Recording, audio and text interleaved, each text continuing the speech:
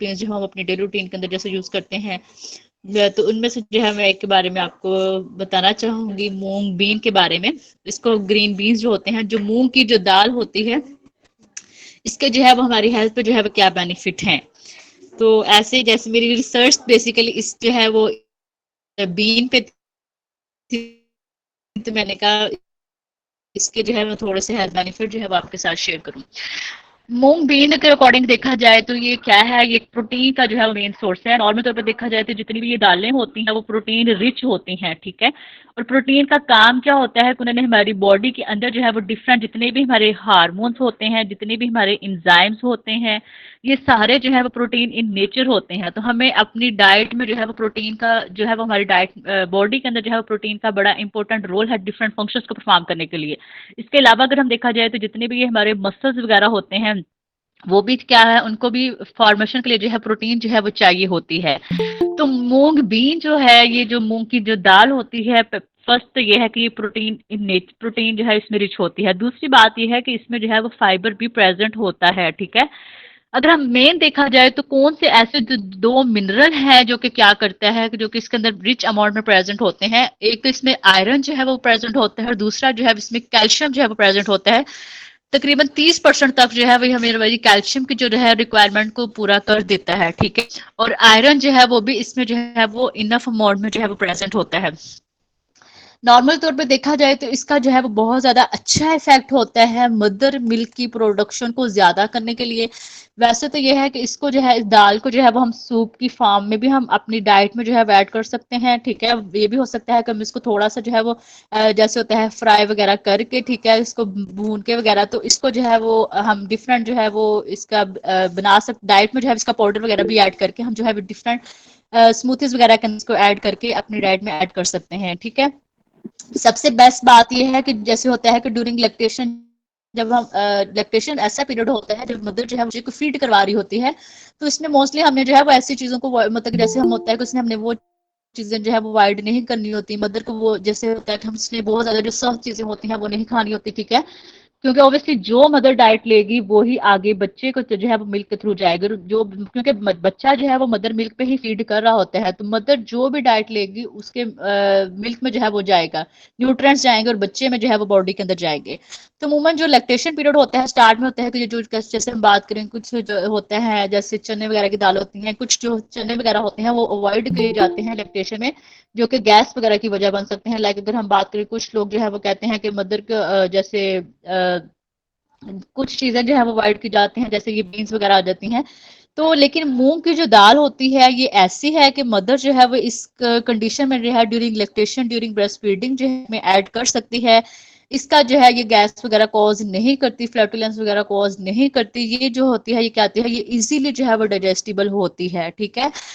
तो इसके इस जो मूंग बीन होती है, जो मूंग की दाल होती है, इसने बेसिकली करना क्या होता है कि इसमें कुछ ऐसे फैक्टर्स प्रेजेंट होते हैं। उसने क्या करना होता है कि हमारा जो मदर का जो हाइपोथैलेमस है उसको एक्टिव करना होता है। और हाइपोथैलेमस का काम क्या होता है कि उसने आगे से वो वाला हार्मोन जिसने मदर मिल्क की प्रोडक्शन को ज्यादा करना होता है, प्रोलैक्टिन, उसको एक्टिवेट करना होता है। और प्रोलैक्टिन का क्या काम होता है कि उसने आगे से मिल्क की जो है वो सिक्रीशन करनी होती है। तो इस दाल जो मूंग की दाल है, इसमें ऐसे कुछ पॉलीफिनोलिक जो है वो प्रेजेंट होते हैं कंपोनेंट, या हम कह सकते हैं कि इसमें ऐसे फ्लेवोनॉइड्स होते हैं जिसने क्या करना होता है कि जो मदर की जो ब्रेस्ट होती है उसमें जो कुछ जो सेल्स होते हैं, वो वाले सेल्स जहां से मिल्क ने बाहर आना होता है, जिसको हम एक्टिनाइज सेल्स कहते हैं, तो इसने बेसिकली वो जो सेल्स होते हैं उनको उनकी बेटर जो है फॉर्मेशन करनी होती है, उनको मिच्योर करना होता है। तो इस जो ये जो दाल है इसका बहुत अच्छा जो है वो इफेक्ट होता है मदर मिल्क की प्रोडक्शन को ज्यादा करने के लिए, मूंग जो बीन होती है।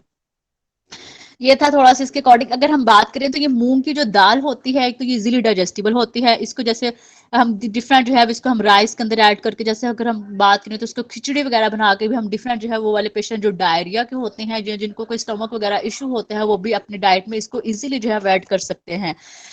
बेस्ट बात ये है कि जो मूंग की जो दाल होती है इसके अंदर जो है ये एक ये स्टार्च, इसमें जो कार्बोहाइड्रेट की जो फॉर्म प्रेजेंट होती है, ग्लूकोज की, ये स्टार्ची फॉर्म होती है, ठीक है। तो इसका जो है अगर हम बात करें तो इसमें से बेसिकली हम एक कंपाउंड जो है एक्सट्रैक्ट करते हैं, एथेनॉलिक जो एक्सट्रैक्शन जो होता है इसका, तो उसका बड़ा इफेक्ट होता है जो वो वाले पेशेंट, वो वाले पर्सन जिनकी बॉडी के अंदर क्या होता है कि वो इंसुलिन रेजिस्टेंस हुई होती है। जैसे अगर हम बात करें तो वो वाले पेशेंट है डायबिटिक पेशेंट होते हैं, लाइक अगर हम बात करें डायबिटीज है या जिनको पीसीओएस वगैरह का इशू होता है, तो उनमें हमेशा उनमें इंसुलिन रेजिस्टेंस जो है मोस्टली होती है। डायबिटिक में तो होती है लेकिन पीसीओएस की डिफरेंट रीजन हो सकती है, इंसुलिन रेजिस्टेंस भी हो सकती है, इन्फ्लेमेशन भी हो सकती है, तो इसके काफी सारे अलग फैक्टर हैं। लेकिन ये जो दाल होती है इसका काम क्या होता है कि जो बॉडी के अंदर इंसुलिन रेजिस्टेंस हुई होती है उसको कम करना होता है, और ये क्या करती है, इंसुलिन जो सेंसिटिविटी होती है इसको इम्प्रूव करती है। और बेस्ट बात तो ये है कि मूंग की जो दाल होती है इसकी बेस्ट बात ये है कि इसका जो ग्लाइसेमिक इंडेक्स होता है वो लो होता है। तो ये डायबिटिक पेशेंट जो होते हैं जिनको शुगर का होती है उनको हमने हमेशा वही डाइट रिकमेंड करनी होती है जिसका ग्लाइसेमिक इंडेक्स जो है वो लो होता है, ठीक है। तो ग्लाइसेमिक इंडेक्स लो, हम वो वाले फूड इसलिए रिकमेंड, मतलब ग्लाइसेमिक इंडेक्स वो फूड हम इसलिए रिकमेंड करते हैं क्योंकि वो उनका काम क्या होता है, कोई इतनी जल्दी जो है वो ग्लूकोज को ब्लड में इंक्रीज नहीं करते। तो ये जो मूंग की दाल है ये डायबिटिक पेशेंट जो है वो अपनी डाइट में जो है वो इजीली जो है वो ले सकते हैं। बेस्ट बात यह है कि जब हम इसको, जो मूंग की दाल होती है, जब अगर हम इसको बॉइल्ड फॉर्म में या इसको हम प्रोसेस फॉर्म में, जब हम इसको प्रोसेसिंग करते हैं बॉइल्ड फॉर्म में, तो ये हमें जो है वो ज्यादा बेनिफिट देती है। और स्पेशली तौर पर जब हम इसको स्प्रोट फॉर्म में लेते हैं, स्प्रोट बेसिकली हम उस चीज को कहते हैं, कोई भी दाल है जैसे हम सीरियल्स वगैरह, कोई भी दाल है, बीन्स वगैरह होते हैं, हम उनको स्प्रोट्स बनाते हैं, तो उनमें जो है वो हमें ज्यादा जो है फर्मेंटेशन जब उनके अंदर होती है तो हमें ज्यादा न्यूट्रिएंट्स देते हैं। पहले तो ऑलरेडी उनके अंदर न्यूट्रिएंट होते हैं, लेकिन जब हम उनको स्प्रोट फॉर्म में लेके जाते हैं, स्प्रोट फॉर्म ये होता है कि कोई भी दाल है हमने उसको पानी के अंदर भिगो के रख दिया है, उसको कवर करके रख दिया है, फिर हम उसको जो है वो अगले दिन उसका पानी चेंज करेंगे, फिर हम उसको उसी मतलब के दाल को जो है भिगो के रखेंगे। इस तरह जो है हमने एक वीक तक जो है वो दाल को जब पानी चेंज करते रहना है, उसको भिगो के रखना है। फिर कुछ दिन बाद क्या होगा, उसके नीचे से ना उसके वो जो क्या होता है जड़ें वगैरह जो है, रूट्स जो है वो निकलना स्टार्ट हो जाएंगी, तो इसको हम स्प्रोट कहते हैं। तो ये हम डिफरेंट बीन्स लेंटिल्स वगैरह के जो है स्प्रोट फार्म में हम इसको, जैसे सोयाबीन है, ये चिकपी वगैरह है, तो इसको अगर हम स्प्रोट फार्म में जो है अगर डाइट के अंदर ऐड किया जाए तो ये फिर तो बहुत ही, ये क्या है, न्यूट्रिएंट डेफिशिएंसी जो है एक सोर्स बन जाता है,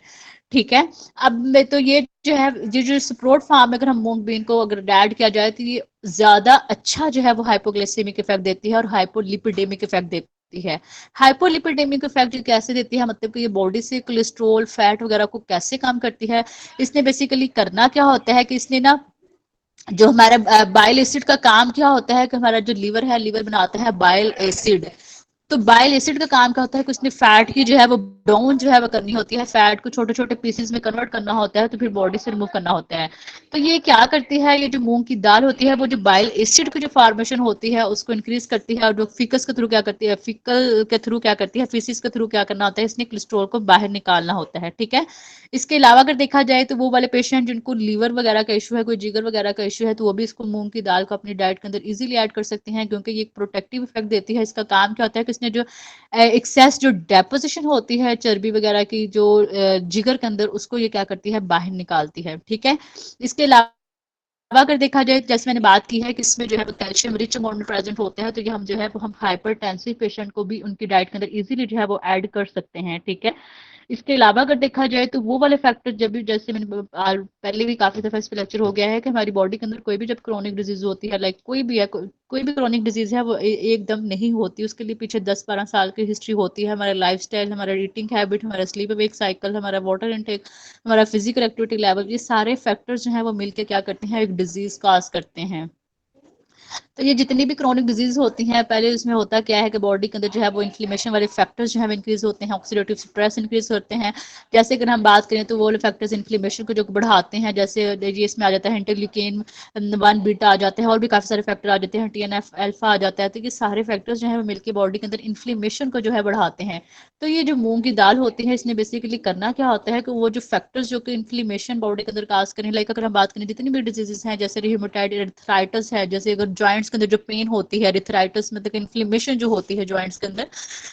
तो वो वाले फैक्टर्स जो कि इन्फ्लेमेशन कॉज कर रहे हैं, पेन कॉज कर रहे हैं बॉडी को, इसने जो है उनको क्या करना होता है, उसको कम करना होता है। इसी तरह अगर हम बात करें तो ये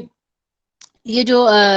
दाल होती है इसको जो है वो फ्राई वगैरह करके जब इसमें आपने कोई जो है वो ड्रिंक वगैरह बनाई है तो उसको उसको भी आप ऐड करके जो है वो अपने डाइट के अंदर जो है वो उसको ले सकते हैं। और इससे क्या होता है कि जो ऑब्वियसली जब हीट स्ट्रोक होती है, बहुत ज्यादा गर्मी वगैरह होती है, तो बॉडी का इलेक्ट्रोलाइट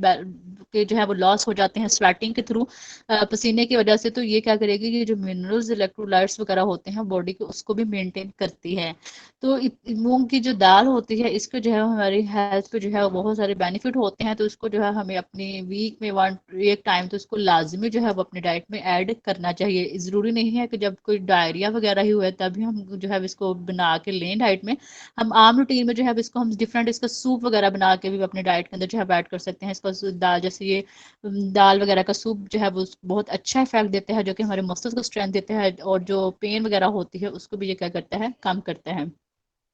ओके सर, मेरा टॉपिक कंप्लीट हो गया।